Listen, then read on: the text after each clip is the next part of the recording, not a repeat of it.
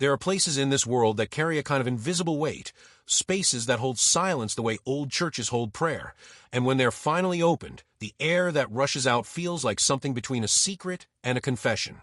Michael Jackson's private garage at Neverland Ranch was exactly that kind of place.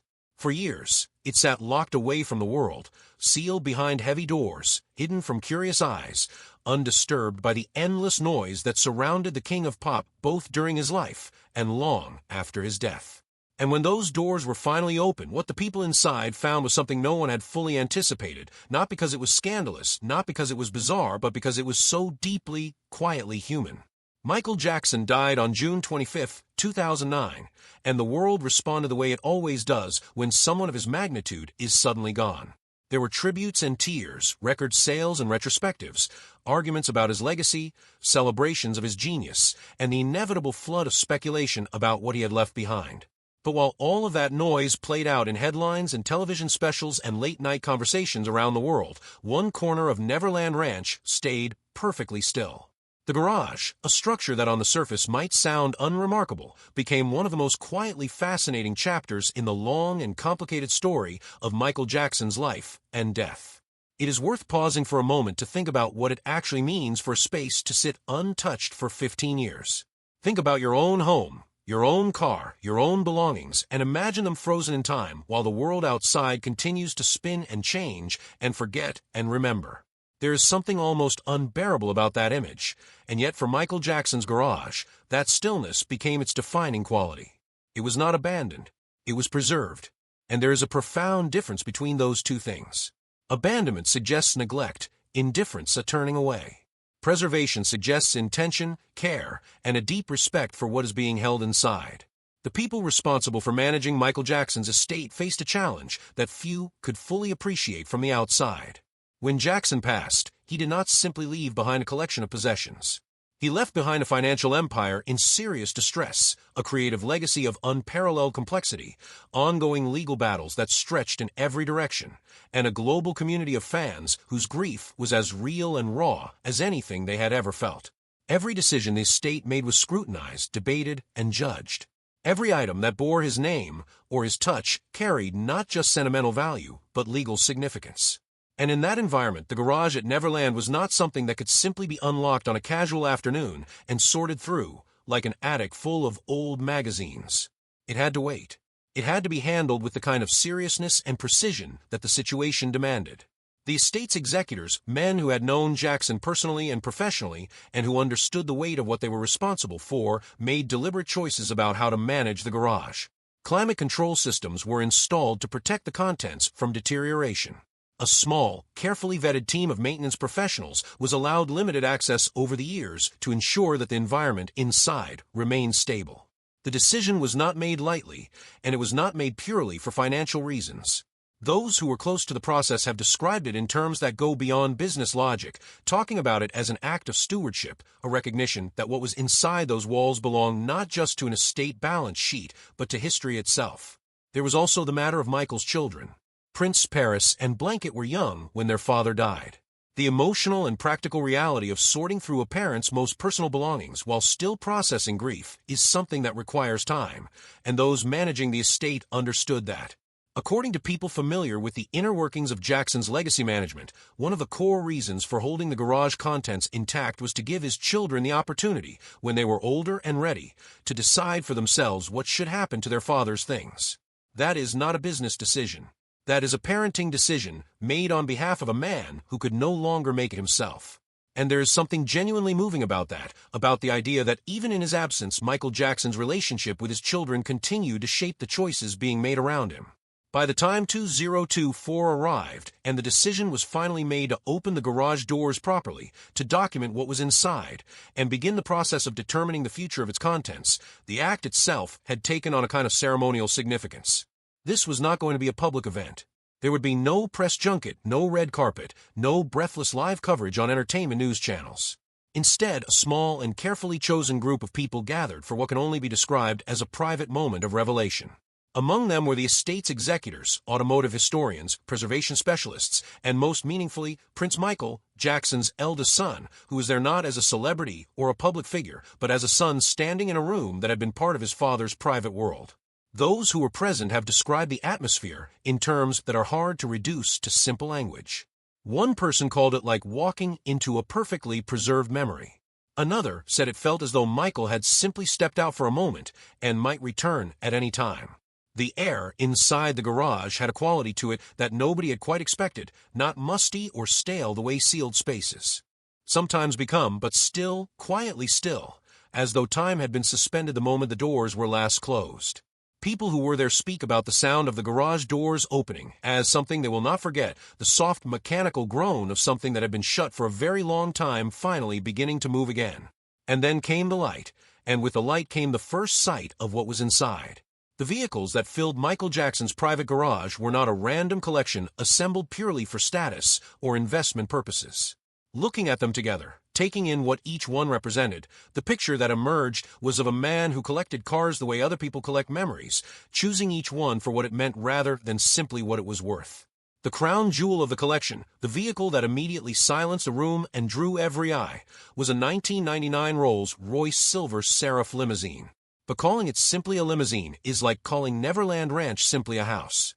The description does not begin to capture the reality.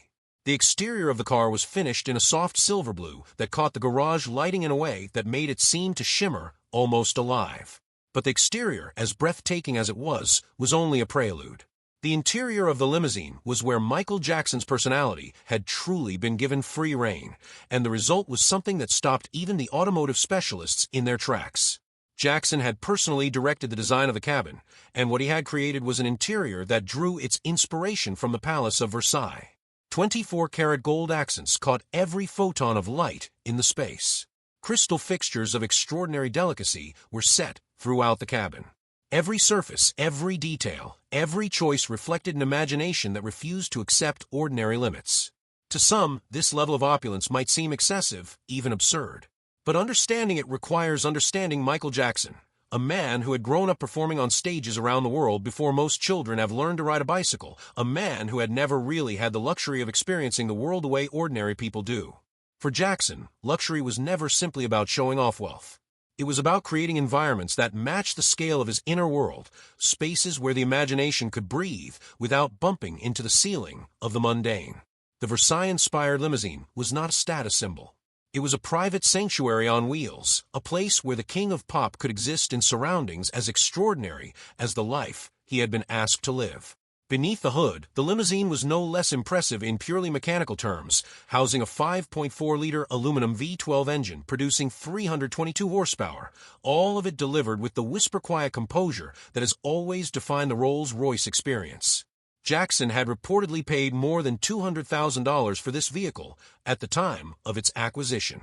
By the time of his passing, its estimated value for auction purposes was placed somewhere between $140,000 and $160,000, though the legal complications surrounding the estate meant that the planned sale never took place. In the years since, as the mythology around the car has continued to grow, many who follow the world of celebrity memorabilia and collector automobiles have suggested that attempting to assign a price to the vehicle now would be almost beside the point. Some objects cross a threshold beyond which they cease to be merely valuable and become something else entirely: artifacts, relics, physical witnesses to history. The second vehicle to draw significant attention was a 1985 Mercedes-Benz 500 SEL, and its significance lay not in spectacular interior design or breathtaking provenance, but in something quieter and in many ways more powerful. This was the car that Michael Jackson had driven himself during a chapter of his life when he was moving back and forth between his home in Encino and his Los Angeles recording studio, a journey of roughly 40 miles in each direction. 40 miles each way, through the Los Angeles landscape, with Michael Jackson alone behind the wheel, his thoughts his own, the music in his head the only audience. It is difficult not to find something almost poetic in that image, the most famous entertainer on the planet, slipping behind the wheel of a German luxury sedan and simply driving, anonymous in his own bubble of air and road and possibility. The 500 SEL was a serious car in its own right, equipped with a 5-liter V8 engine producing 302 horsepower and mated to a 4-speed automatic transmission. The long wheelbase configuration gave it a smooth, composed ride, and the interior offered the kind of mid-1980s European luxury that has aged remarkably well, featuring automatic climate control, power-adjustable seating, a custom sound system, and elegant burr walnut trim throughout.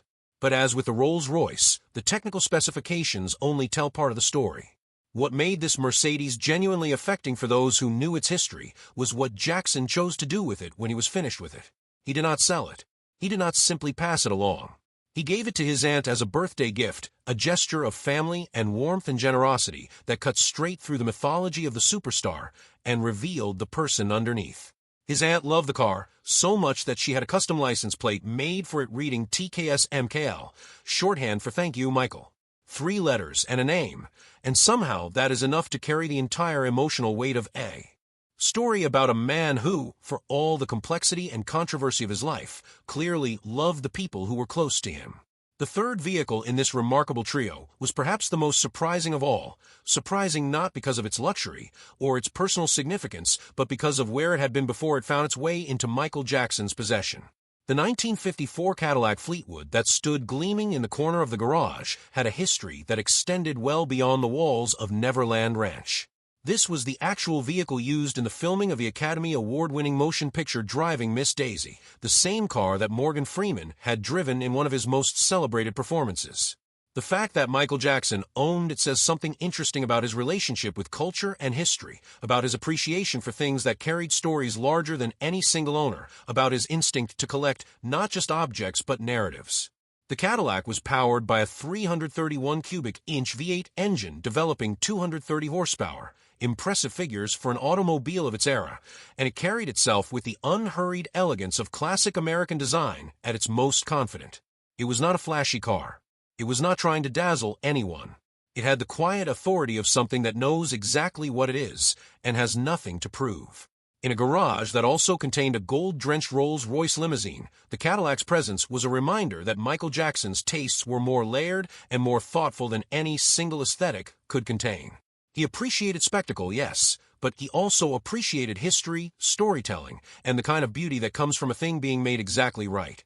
Beyond these 3 centerpiece vehicles, the garage held other discoveries that added depth and texture to the portrait of the man who had assembled the collection. Perhaps the most personally revealing item was the custom golf cart, built to resemble a vehicle from a children's storybook, decorated with imagery drawn from the world of Peter Pan, complete with the character's distinctive silhouette and colorful Neverland Valley decals. To anyone who understood Michael Jackson's psychology, this item was not eccentric. It was heartbreaking in the gentlest possible way. Jackson had been performing since early childhood, had never experienced a normal youth, had spent his entire adult life both celebrating and mourning the childhood he never fully got to live.